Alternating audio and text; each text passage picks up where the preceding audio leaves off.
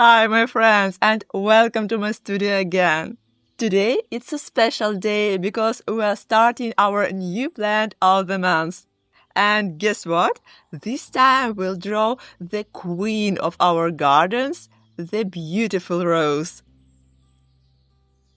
But before we start sketching, we need to find the perfect one. So, let's head out together to my garden and we'll see which rose will inspire us the most today. Let's go! Okay, I would like to begin with a little tour through our rose garden. This is a very special place for me because here we have gathered different kinds of roses and I can't wait to share some of my favorites with you. The first one I want to show is a rose called Bouquet Parfait. I really love how this plant looks. Its flowers are so full, round and elegant, as if several small blossoms are gathered into one big bouquet.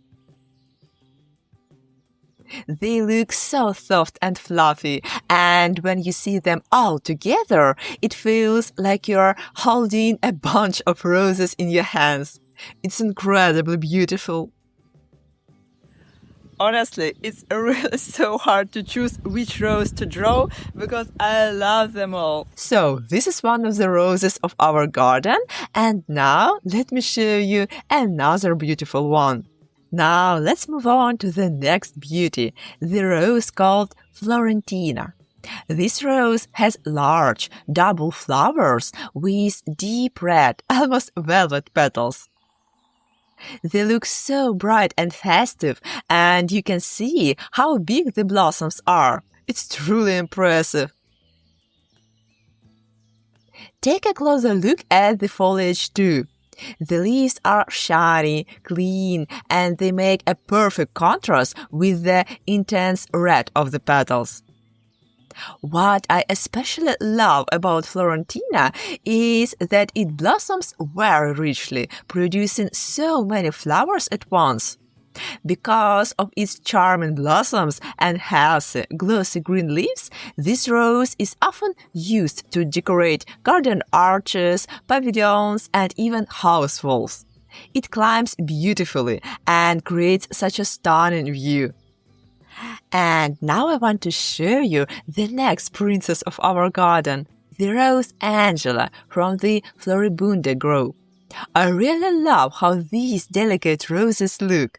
In some way, they remind me of wild roses, but at the same time, they have such a charming and gentle character of their own. The blossoms are soft pink, very pleasant in color, and they sit so neatly in the hand, almost like they were made to be held. And now, look at this little treasure I found quite by chance, the rose called Rose de Molinard. It feels like a true, classic rose, the kind you often imagine when you hear the word rose. The blossoms are gathered in lovely clusters, and they give such a gentle, romantic impression. And now, let me show you the next beauty, the climbing rose New Dawn.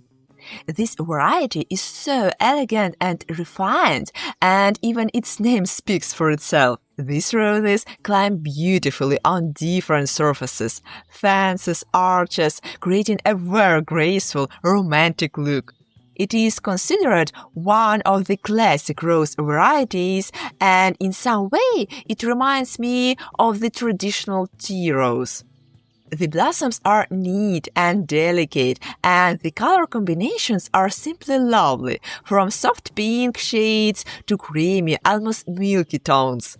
Oh, and by the way, here comes my cat. She follows me everywhere while I'm filming this video, so I just have to show her to you too. I must say, I think all roses are beautiful. Each one has its own personality, and honestly, I would love to draw every single one of them. Today, I will start with just one rose, but I really want to come back and draw all of them as well. My dream is to gather a whole rose collection in my botanical sketchbook, capturing the beauty of each variety.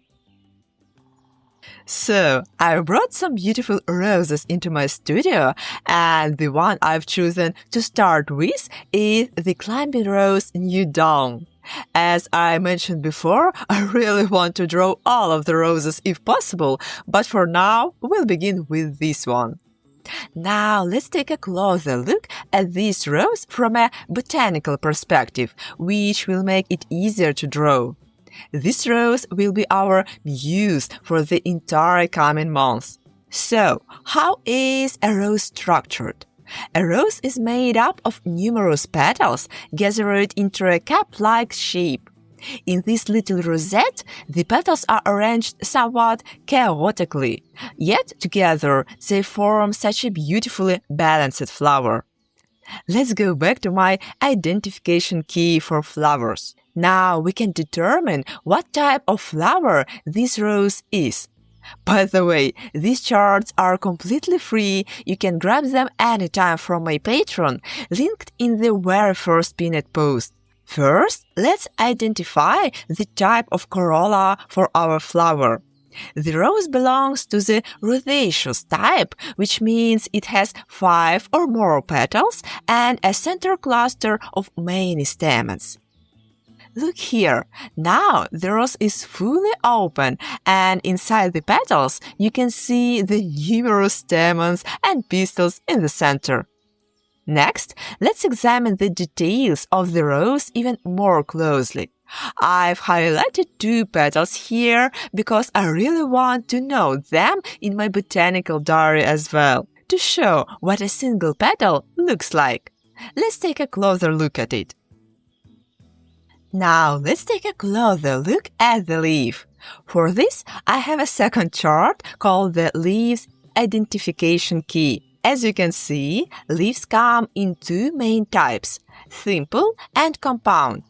Our rose leaf belongs to the compound type because it consists of several smaller leaflets. These smaller units are called leaflets. To be more precise, the way the leaflets are arranged in the leaf is called outpinnate. Now, let's examine the leaf more closely. Look at how beautiful and elegant these leaflets are. Next, we can determine the basic shape of the leaf using this chart. The first thing to look at is the edge of the leaf. In this case, the rose leaf has a serrate edge, which means it has tiny, saw-like teeth along the margin. Also, notice the tip of the leaf. On this rose, the apex is aristate, meaning it has a pointed, elongated shape. The leaf also has a clearly visible petiole, which is the stalk that attaches the leaf to the stem. In botanical terms, this is called petiolate. Finally, let's look at how the leaves are attached to the main stem. You can see that they grow in an alternating pattern, what we call alternate. And finally, let's take a closer look at the stem of our rose. It's not a secret that roses have very noticeable thorns.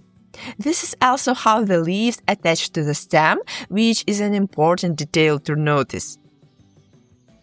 So, we've now looked at all the main parts of the rose. Before we start drawing, I want to share how I plan to illustrate it. I'd like to draw the rose in several stages, one fully open and another more closed in the center. These 2 types are exactly what I want to capture. And of course, I really want to include a bud as well. Now, let's slowly get started on creating our floral composition. I'll take some photos of the plant to use as a reference. It's always helpful to have a visual guide when drawing.